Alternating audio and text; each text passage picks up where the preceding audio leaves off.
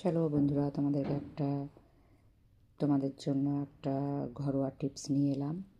এই যে কমলালেবুর এই ইয়েগুলো দেখছো, যে ছিলকাগুলো, এগুলো কখনো ফেলবে না। এগুলো ভীষণ উপকারী। কমলালেবু তো খাওয়া হয়ে যাবে, আর এই ছিলকাটা ভীষণ উপকারী। আমি বলছি, এই ছিলকাটা কী করবে, রোদে শুকাবে, পাঁপড়ের মতন শুকিয়ে যায়, কড়া রৌদ্র লাগে।